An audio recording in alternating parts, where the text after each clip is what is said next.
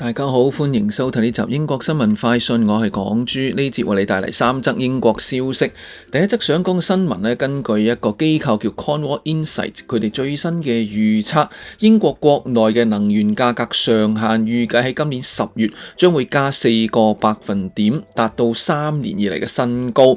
每年一個普通家庭嘅能源賬單呢，將會由1663磅升到1729磅，對大家嘅荷包有乜嘢影響？一陣間會講多少少。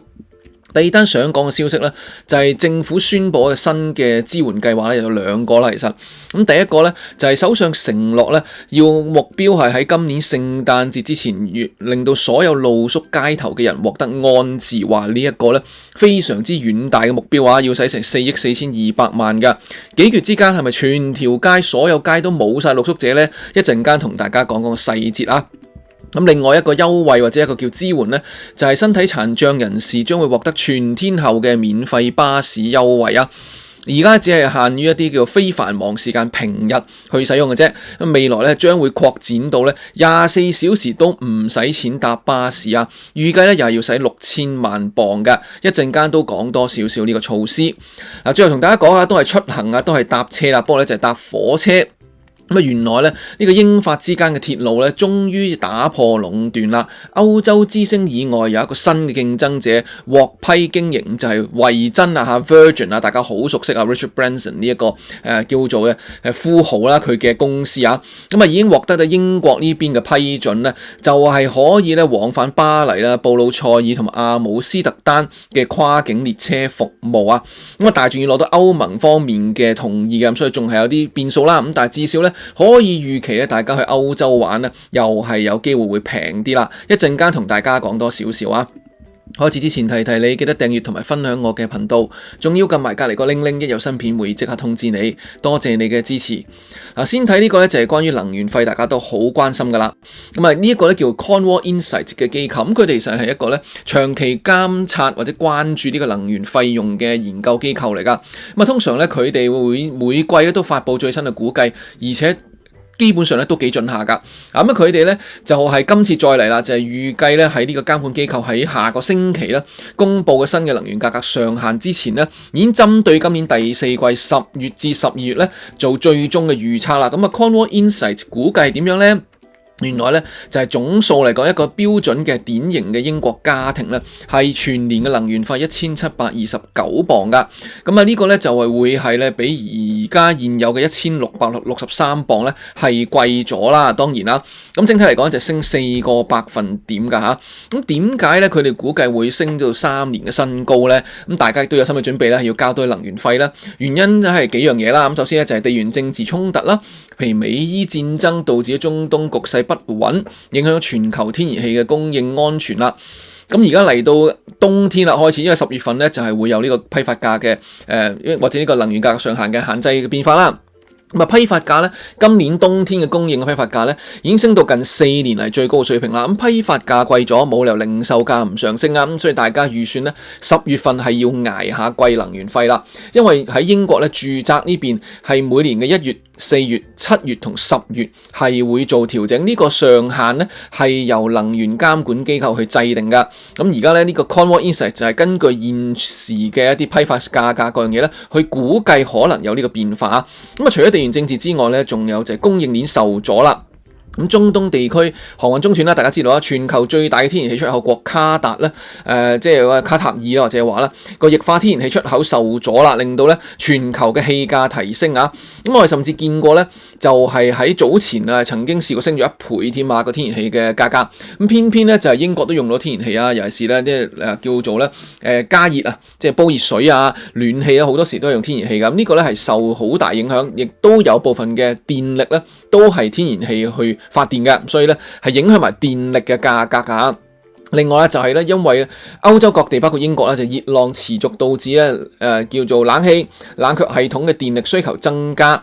咁所以令到咧就係個消耗量更加大啦，咁啊叫咗搶呢一個供應咧更加嚴重啦嚇。咁啊同埋咧原來挪威嘅離岸生產設施長期咧就出現咗啲問題啊，咁原來而家咧個維修咧就進度好慢啦，咁所以咧就係令到咧歐洲本身嘅庫存量咧都出現咗咧歷史性嘅低位，於是咧即係英國咧要同全歐洲去爭天然氣啦嚇。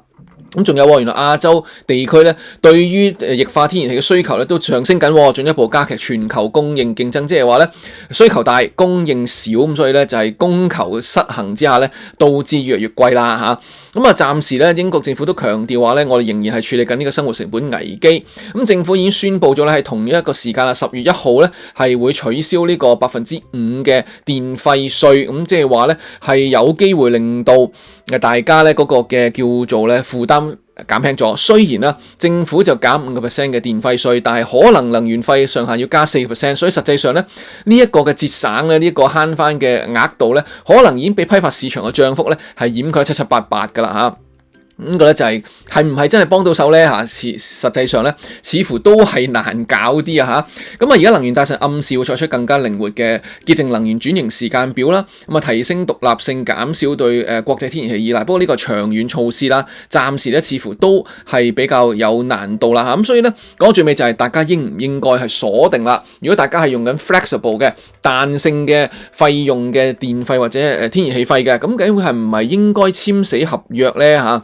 呢個咧當然就睇下你嗰個地區啦，本身咧嗰啲能源供應商咧提供咗啲乜嘢嘅 plan 啦嚇。咁原來咧而家咧就係市場上面咧，根據 Uswitch 大家可能都用過呢一個嘅服務啦，呢個網站俾大家格價噶。佢話而家現時市面上1年期嘅 plan 咧，好多時做緊咧一個叫做每年嘅預計嘅能源費係1500零磅嘅啫，比而家估計10月份嘅預測咧，即係話加完之後變1700磅咧，係低咗超過10個百分點嘅。咁所以如果呢個估計冇錯，今年10月係真係會加咁多嘅話咧，有可能咧，你去簽訂咗呢個1年期嘅固定費率嗰個 plan 咧，係可以令到你至少今年冬天咧係唔會話咧要交咁多能源費啊。咁所以有一啲嘅業界人士或者專家都話咧，不如大家考慮一下咧，就係提早簽咗呢個嘅長約，可能簽至少1年咧係會鎖定咗嘅。咁當然啦，會唔會10月份加完之後1月份減翻咧？嗱，冇人知噶嘛。咁所以咧呢個都係有少少叫做咧要視乎大家嘅推斷或者係買大細啦嚇。你又點睇咧？你覺得係會加定會減，值唔值得而家就去鎖定呢個能源費咧？歡迎留言分享一下。跟住咧講起錢咧，講另外一啲嘅支援啦。咁首先咧就係咧呢個貝安德首相咧就啟動一個全國性計劃，目標咧就係喺今年聖誕之前為所有英格蘭嘅露宿者提供安置嚇。咁總額咧係達到4億4200萬鎊嘅一個英鎊嘅資金㗎。咁呢個咧可以話係好大嘅目標啦，係嘛？咁因為事實上咧。要全個英格蘭冇晒露宿者咧，所有街道都冇人瞓街咧，非常之高難度啊！嗱，咁我睇睇佢點樣做啦。佢確保今年冬季咧，每一個露宿街頭嘅人咧都可以咧有個選擇。嗱，佢講明係選擇嚟嘅啫，你可以咧唔去嘅，你堅持話要住喺街邊係可以嘅，但係佢係希望咧俾到一個選擇俾你咁樣，係唔會強制民眾接受，但係會確保咧呢一啲嘅安置嘅途徑咧係普遍可及嘅，即係話如果想嘅話咧係可以做噶嚇。咁呢個就係短期希望今年聖誕之前，但係得翻幾個月嘅啫噃，係嘛？未來3年咧會提供超過1000間永久嘅安置房屋。咁另外咧，佢都會咧係首相今年秋天咧召開首次全國峰會啦，商界、金融界、慈善團體、醫療嘅宗教領袖咧共同商討喺露宿問題上面咧應該有啲乜嘢可以做啊？似乎佢都幾熱衷於呢樣嘢啊！即係上任冇耐咧，就係想搞呢個終結露宿嘅問題啦。咁但係咧暫時未發生呢樣嘢，就先撥款先4億4200萬鎊咧係應對呢樣嘢㗎啊！咁就係包括咧3億4000萬鎊咧，就係長期支援咧露宿者進入咧穩定嘅住屋。另外今年冬天額外再撥1億0200萬鎊咧，就係冬天即時安置呢啲嘅露宿者啦。咁另外仲有800幾萬鎊咧，就係叫做社區基金啦，就支援一啲中小型嘅慈善團體去佢哋可以支援一啲露宿者。咁所以總計咧喺超過100個唔同嘅專案之下咧，係要使4億4200萬鎊㗎嚇。咁政府就話點樣安置啊？包括咧就係用一啲空置房屋啦、旅館啦、青年旅館啦、B&B 啦、共享嘅房屋啦，仲有咧一啲叫臨時嘅房屋啦，都可能會提供到。咁除咗有瓦遮頭之外咧，仲係有心理健康啦、酒精啊，同埋咧呢個藥物嘅成癮啊，即係叫做咧戒除毒癮、戒除呢個酒癮嘅治療啦。咁同埋咧就叫個人重建生活嘅輔導。另外針對女性露宿者咧，原來往往咧係被忽略嘅話咧，係會諗住設立一啲女性專用嘅安置場所，亦都為家暴同性暴力受害者提供專業支援。因為有啲露宿者就因為佢哋係受到家暴，所以佢哋無家可歸，佢哋為咗避免受到家暴咧，寧願離開屋企去露宿街頭啊咁樣，呢啲都係會支援到㗎嚇。咁點解政府要做呢樣嘢咧？原來根據舊年嘅統計顯示咧，英格蘭單日咧每一日咧都有平均4793人露宿街頭，連續4年增長。如果比較5年前咧係升咗96%，即係差唔多1倍啦。而43%即係超過40%咧係集中喺倫敦同英格蘭東南部㗎嚇。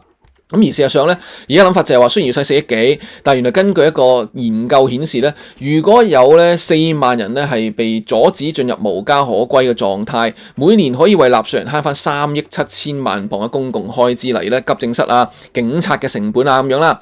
咁呢個政策當然有人反對，有人贊成啦。咁啊有啲譬如 NGO 啦，譬如 Shelter Crisis 啊、Big Issue 呢啲咧都係贊成啦。咁但係咧保守黨咧就話咧，其實咧你貝安德咧做大曼徹斯特市長嘅時候咧都搞唔掂呢一個嘅終結露宿嘅承諾啊，而家就話全國推行，你哋曼徹斯特都搞唔掂咁樣。咁啊改革黨咧就係話呢個係缺乏實質內容嘅模糊嘅公告，希望純粹係攞政治利益啦。而且咧你之前做嘅曼徹斯特嘅露宿人數啊喺你任內逐年上升咁樣。咁啊，自民黨就話呢個計劃咧，僅係止血嘅啫，好似一條叫做咧plaster 啊，即係話嗰個叫做膠布咁樣啊，就咧其實搞唔掂㗎，應該長遠咧有更加多嘅房屋供應喎。咁你又點睇咧？歡迎留言分享一下嚇。好啦，跟住講呢個咧就係一個另外嘅一個叫做支援啦。咁啊就係首相貝安德咧就宣布咧喺4月1號出年啦，開始英格蘭地區咧符合資格嘅殘疾人士咧就可以全天候24/7啊，唔係做 gym 啊，就係咧全天候24小時。每個禮拜7日咧，都係可以有免費巴士㗎。因為而家咧係有時間限制，就係咧係平日嘅上晝9點半到夜晚11點之間咧先至用啊。即係咧朝頭早繁忙時間翻工翻學嗰啲唔得㗎嚇。咁啊，但係咧新政策咧就免晒呢啲限制啦，即係任何時段啊、深夜啦或者朝頭早咧翻工翻學時間咧，都係可以俾殘疾人士咧免費搭地方嘅各地嘅巴士啊咁樣。咁啊就係實施嘅日期咧就係出年4月1號啦。咁啊其實點解咧會係隔咁耐咧？因為係用於議會立法啦，咁同埋地方嘅交通嘅機構咧有時間去準備㗎。咁政府預算係使6000萬磅，咁包括咧就係交通部有2000萬磅啦，就業及退休事務部咧會有4000萬磅啦，去執行呢個計劃㗎嚇。咁呢個咧係呢一個可以咧令到咧呢啲殘疾人士咧係更加容易進入咧就職場啦，接受培訓或者就學啦。因為咧係朝頭早繁忙時間都可以有你免費搭巴士啊嘛。咁同埋因為佢哋通常面臨比較高嘅生活成本同埋額外嘅殘疾支出，可以減輕佢哋經濟負擔，亦都令到佢哋咧喺醫療、社交、日常生活上面咧更加大嘅支援啦咁樣。咁同埋咧就係鼓勵佢哋用巴士咧降低對私家車嘅依賴啦，有助減少佢哋嘅社會孤立感㗎嚇。好啦，咁啊當然啦，民間團體咧都係會有贊成㗎。咁啊譬如話咧自民黨咧即係呢一個咧佢嘅國會議員啦，阿 Tom Gordon 咧就話啦，雖然唔同黨啦，但係話咧喂，其實咧殘疾人士咧唔會殘疾係9點半之後先開始殘疾㗎嘛，唔會夜晚11點之後就唔殘疾㗎嘛。咁所以呢個係對殘疾社群嘅巨大勝利啊咁樣。咁但係咧保守黨就認為呢個咧係要撥嚟撥去左數撥右數嘅啫。咁實際上究竟係會唔會用一條數啊？要求首相交代呢個計劃，咁同埋咧嗰啲資金來源係邊度㗎嚇？咁大家點睇咧？會唔會覺得咧，真係呢啲嘅支援措施咧，可以幫助到融入啦，亦都係鼓勵咧佢哋去多啲去就業啊、就學咧，對社會嚟講，其實可能都係一件好事喎嚇。有咩意見咧？歡迎留言分享。好啦，講完咁多政府嘅惠民政策咧，就講呢單咧係私人機構咧，似乎為各位中意旅遊去歐洲旅遊嘅人士咧多咗選擇啦。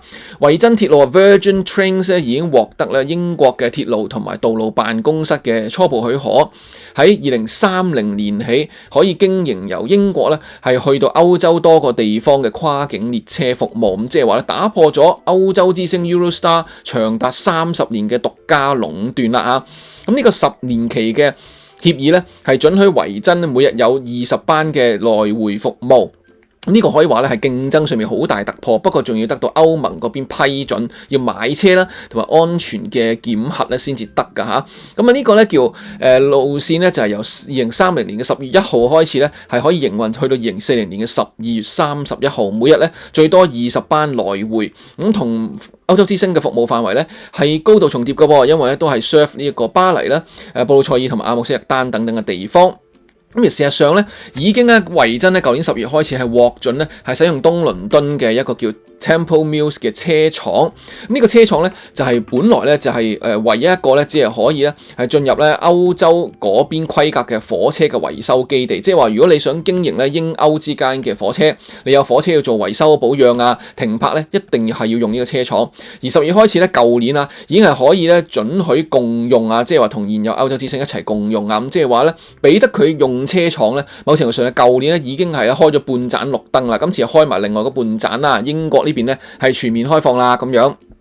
咁事實上咧，維珍鐵路都唔係唯一嘅挑戰者嚟㗎。咁啊，因為咧就係意大利嘅國家鐵路旗下嘅一間公司咧，亦都係想經營呢個英歐之間嘅路線㗎，同埋已經訂咗19班 Hitachi 即係日立嘅高速列車添啊。咁而至於維珍嘅創辦人啦，呢個 Richard Branson 就話咧，佢哋喺計劃投入7億英鎊咧，創造400個就業職位。